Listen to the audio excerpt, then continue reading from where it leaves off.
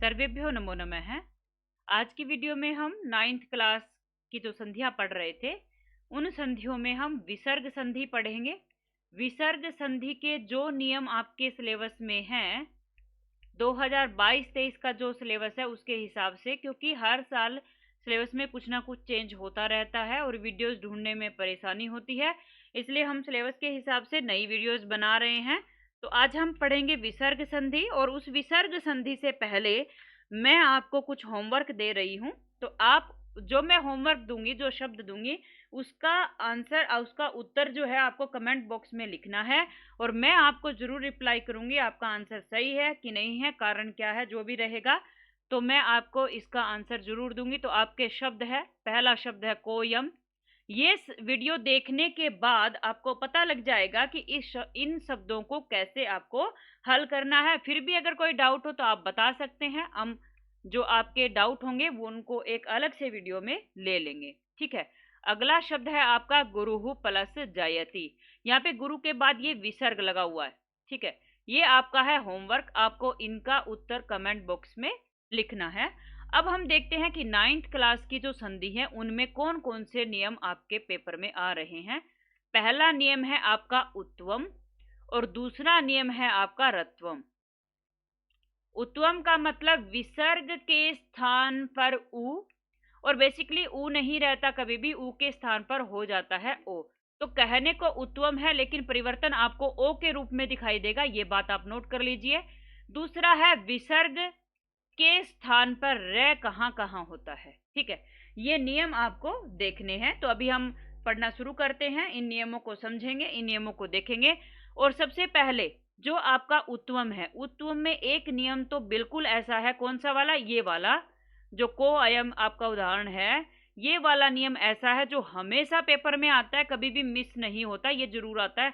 तो इसको आप ध्यान से देखना। ठीक है, सबसे पहले हम उत्वम को ही शुरू कर लेते हैं। तो उत्वम में हम दो नियम पढ़ेंगे जहां पे उत्वम होगा। ठीक है, मैं यहाँ पे हेडिंग डाल देती हूँ, उत्वम। ठीक है, पहला नियम हम देखेंगे क्या, पहले होगा ए, फिर होगा विसर्ग और फिर दोबारा से होगा ए। यह आपका पहला नियम है। किस तरीके से, क्या कहना चाहती हूं मैं यहाँ पे बॉक्स बना करके लिख रही हूं। यहाँ पे कहने का मतलब क्या है कि यहाँ पे जो शब्द होगा, प्रथम पद या शब्द, मैं यहाँ पे शब्द लिख देती हूँ, आपको समझने में आसानी होगी। प्रथम शब्द जो होगा उसमें होगा आखिर में ए।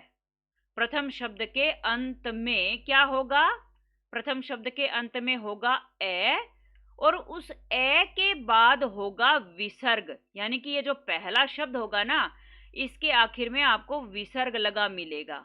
ठीक है, ए के बाद, और फिर दोबारा से आपको जो दूसरा शब्द होगा, प्रथम शब्द के प्लस में जो आपका दूसरा शब्द होगा, उस दूसरे शब्द का जो पहला अक्षर होगा, वो भी क्या होगा, वो भी ए होगा। मैं यहाँ पे ये कहना चाहती हूँ। ठीक है, किस तरीके से, अभी मैं उदाहरण से आपको समझाती हूँ। मैं यहाँ पे उदाहरण लिख देती हूँ, बाल है प्लस अयम। मैं यहाँ पे क्या समझाना चाहती हूँ उसको देखना एक बार आप। मैं ये समझाना चाहती हूँ, आप देखिए, ये जो बाल है में ल है अंतिम, प्रथम शब्द का अंत में ए, प्रथम शब्द के अंत में ए कैसे, ये आप देखिए, ल में अंत में है ए, ल पूरा है ना, इसका मतलब उसमें ए है, अगर कोई और मात्रा दिखाई नहीं दे रही। और ए के बाद आपको दिख रहा है यहाँ पे विसर्ग है, तो ए प्लस विसर्ग हो गया। और जो दूसरा शब्द है उसके शुरू में क्या है, ए। क्या आपका यही नियम यहाँ पे लागू हो रहा है ना, जो मैंने यहाँ पे नियम लिखा वही नियम यहाँ पे लागू हो रहा है। अब इसमें आपको करना क्या है, यहाँ पे करना है उत्तम। उत्तम से आप ये सीधा सीधा समझ सकते हो कि आपको ओ करना है, क्योंकि गुण हो जाता है। ठीक है, ऊ को ओ हो जाता है।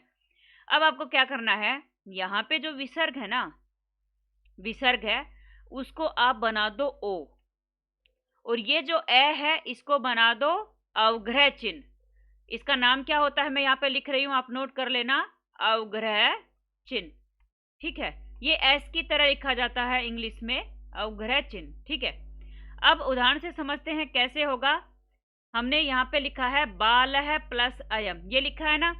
अब आप इसको सोल्व करके देखो एक बार। अब ये जो विसर्ग है बालह में, विसर्ग को बना दो ओ, तो विसर्ग को ओ बन गया, तो ल पे ओ की मात्रा लग गई, बालो शब्द बन गया आपका। अब आपको क्या करना है, ये जो प्लस के बाद वाला ए है, यानी कि अयम का जो ए है, उसको आपको बनाना अवग्रह चिन्ह, बना दो अवग्रह चिन्ह, और उसके बाद जो यम बच गया उस यम को यूं का यूं जोड़ दो, तो आपका शब्द क्या बन गया, बालोयम। ये बहुत इंपॉर्टेंट है और पेपर में 100% आता ही है, चाहे तो बालह प्लस अयम लिखा मिलेगा, चाहे बालो अयम। मैं ये नहीं कह रही ये शब्द यूं का यूं आएगा, ये नियम यूं का यूं आएगा, मेरा कहने का मतलब ये नियम आएगा, ठीक है। एक और उदाहरण से समझ लेते हैं तो आपको और अच्छे से समझ में आ जाएगा, और वो उदाहरण मैं संधि करके ले लेती हूं, आप उसका विच्छेद करेंगे कैसे, ठीक है। मैं यहां पे लिख देती हूं सो वदत, ये शब्द मैंने लिया। अब आपको क्या करना है, कुछ समझ नहीं आ रहा ना, तो ये जो अवग्रह चिन्ह है ना, इसको नोट कर लो, इसी से विच्छेद होगा, यानी कि शब्द यहीं से टूटेगा। और ये क्या होता है, नाम इसका अवग्रह चिन्ह है, लेकिन ये ए होता है और ए की तरह ही बोला जाता है, ठीक है। नाम अवग्रह चिन्ह है, तो आपको क्या करना है, यहीं से तोड़ना है। सबसे पहले इस एस को ही ए बना दो और वदत को लिख दो यूं कहीं, तो आपका एक शब्द तो बन गया ना। और जब यहीं से तोड़ना है मतलब यहाँ पे प्लस लगा दो इसके पहले। अब आपके पास बच गया सो, ठीक है। और जब भी ये आ जाता है अवग्रह चिन्ह और जो यहाँ पे ओ की मात्रा होगी उसको हमेशा विसर्ग होता है, तो आपका विच्छेद हो जाएगा सह प्लस अवदत। मुझे उम्मीद है कि ये नियम आपको समझ में आ गया होगा। चलो एक और नियम है ऊत्व का, उत्वम का, ओ का, वो नियम और देख लेते हैं हम, ठीक है। अगला नियम क्या है, मैं यहाँ पे लिखूंगी, आप उसको अच्छे से नोट करना, कॉपी में नोट कर सकते हो साथ के साथ में। अगला नियम है कि वही ए प्लस विसर्ग, ये वही नियम हो गया कि जो पहला शब्द होगा ना उसके आखिर में ए होगा, फिर विसर्ग होगा, ठीक है। और उस विसर्ग के बाद क्या आएगा, उस विसर्ग के बाद तीसरा चौथा पांचवा वर्ण या य र ल व या है, ये हों। अगर इन सब में से कोई भी एक आए तो आपका क्या होगा, तो आपका इस विसर्ग को हो जाएगा फिर से ओ, ठीक है। ये नियम है आपका, समझ रहे हैं आप। तो अभी मैं क्या करती हूं, एक उदाहरण यहां पे लिख देती हूं, तपह प्लस वनम, तपह प्लस वनम। अब यहां पे देखिए आप, विसर्ग है यहां पे और विसर्ग के बाद आया है व, और नियम में हमने यही लिखा है कि तीसरा चौथा पांचवा वर्ण या य ल व आए। तो ये जो वर्ण है ना तीसरा चौथा पांचवा, ये कैसे होते हैं, ये मैंने व्यंजन संधि वाली जो वीडियो है ना उसमें बहुत अच्छे से समझाया है कि तीसरा चौथा पांचवा का मतलब क्या है, तो आप व्यंजन संधि वाली वीडियो देख सकते हैं। इसके अलावा मैं एक बार फिर से बता देती हूँ कि आपके व्यंजन होते हैं ना, उन व्यंजन को आप वर्गों में बांटते हो, कै वर्ग, च वर्ग, ट वर्ग, त वर्ग और पै वर्ग, ये 5 वर्ग होते हैं, 3 ही मैंने यहाँ पे लिखे। तो अब जैसे कै वर्ग में कितने वर्ण होते हैं, कै, ख, ग, घ और ग। अब इसमें तीसरा कौन सा है, ग, चौथा घ, पांचवा ग। आपको यही समझना ना, तीसरा चौथा पांचवा मैंने शॉर्ट में यहाँ पे बताया है, ठीक है। आप पूरी डिटेल में अगर समझना चाहते तो व्यंजन संधि वाली वीडियो देख लीजिए। उसके बाद देखिए विसर्ग के बाद वे आया, ठीक है। अब आपको क्या करना है, विसर्ग को ओ कर देना है, विसर्ग को ओ और बाकी वनम को यूं का यूं जोड़ दो, नो चेंज, ठीक है। तो आपका शब्द बन गया तपोवनम, समझ गए होंगे आप। चलो अगला एग्जाम्पल हम देख लेते हैं। अगला एग्जाम्पल है आपका मनोरथ। मैं इस तरीके से आपको पूरा शब्द लिख देती हूँ, आप केवल इसका विच्छेद कर लेना। शब्द लिख रही हूं यहाँ पे मनोरथ है।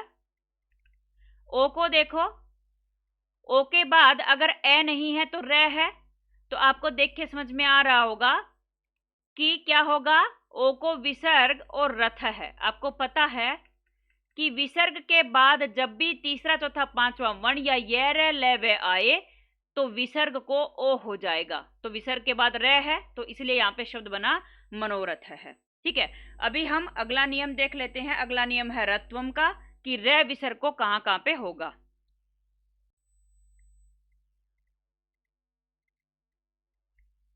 रत्वम में आपको क्या करना है, रत्वम का नियम मैं आपको समझा देती हूं। कि विसर्ग को रे कहाँ कहाँ पे होगा। तो आपको ये देखना है कि ए या आ के अलावा, यानी कि दो शब्द होते हैं ना, प्लस के पहले और प्लस के बाद दो शब्द होते हैं। तो प्लस के पहले जो होगा उसमें ए या आ के अलावा अन्य वर्ण कोई भी हो, ठीक है, ए या आ के अलावा कोई भी वर्ण आ जाए और उसके बाद आए आपका कोई भी स्वर या दूसरा तीसरा पांचवा वर्ण। ये दूसरा तीसरा पांचवा वर्ण मैं समझा चुकी हूं थोड़ा सा। तो अब यहां पे कैसे होगा, ये अगर आता है, ठीक है, तो आपको क्या करना है, विसर्ग को रे करना है। यहां पे इसके बाद विसर्ग आएगा, प्लस में ये सारी चीजें आएंगी, ठीक है। तो आप देखिए एक एग्जांपल मैं यहाँ पे लिखती हूं, हरि ही प्लस एवदत, हरि ही प्लस एवदत। तो आप देखिए यहाँ पे प्लस के पहले विसर्ग है, हमने यहाँ पे लिखा है विसर्ग। अब विसर्ग के पहले क्या होना चाहिए, ए या आ नहीं आना चाहिए। तो विसर्ग है, विसर्ग के पहले यहाँ पे क्या है, रे पे ई की मात्रा, तो ई है। विसर्ग के पहले क्या है, ई है, और विसर्ग के बाद क्या है, ए है। अब इस विसर्ग को आपको रे कर देना है, ठीक है। अब आप क्या करोगे, हरि को यूं का यूं लिखो, विसर्ग को रे कर दो, रे आधा बनेगा, फिर उसके बाद है आपका एवदत, ये बन गया। अब आपको क्या करना है, ये जो रे आधा है, इस रे के बाद है आया है ए, और जब भी आधे अक्षर के बाद कोई भी स्वर आए या कोई मात्रा आपको दिखाई दे तो उस आधे अक्षर के वो साथ लग जाएगा। अब रे आधा है ना, तो ए को रे में मिला दो, हरिर वदत, ए तो रे में मिल गया, तो आपका शब्द बन गया हरिर वदत। अगला एक और उदाहरण देख लेते हैं, एक और उदाहरण से आपको और ज्यादा अच्छे से समझ में आ जाएगा। तो आप इसको ध्यान से देखना, मैं संधि किया हुआ शब्द यहाँ पे लिख रही हूं, आप उसका विच्छेद करना, मुनिरयम, ठीक है। तो रे दिख गया आपको बीच में, रे से आपको तोड़ना। देखो संधि की पहचान क्या होती है, विशेष रूप से विसर्ग संधि की, शब्द के बीच में श मिलेंगे कोई भी, ठीक है। वैसे ये वाला नियम आपके पेपर में नहीं है, या शब्द के बीच में रे मिल जाए, ओ मिले, ओ के साथ अवग्रह चिन्ह मिले, ये सारे पहचान जो होती हैं वो विसर्ग संधि की होती हैं, ठीक है। अब यहाँ पे मुनिरयम है, तो आपको रे से तोड़ना है। रे किसको होता है, विसर्ग को, ठीक है। और विसर्ग को आधा रे होता है ना, तो ये अयम है, क्योंकि विसर्ग जो था, विसर्ग का रे हुआ, उस आधे रे में ए मिल गया, नहीं तो रे पूरा कैसे हुआ, क्योंकि विसर्ग को तो आधा रे ही होता है और रे पे कोई और मात्रा नहीं है, इसका मतलब उसमें ए है। और आगे आपका शब्द है मुनि, तो मुनि को यूं का यूं लिख दो, क्योंकि रे को हो गया विसर्ग, तो आपका विच्छेद क्या बन गया, मुनि ही प्लस अयम। तो इस प्रकार हमने 9th क्लास की जो ये विसर्ग संधि है ये हमने समझ ली है। अगर आपको ये वीडियो पसंद आए तो लाइक शेयर और सब्सक्राइब कीजिए। धन्यवाद।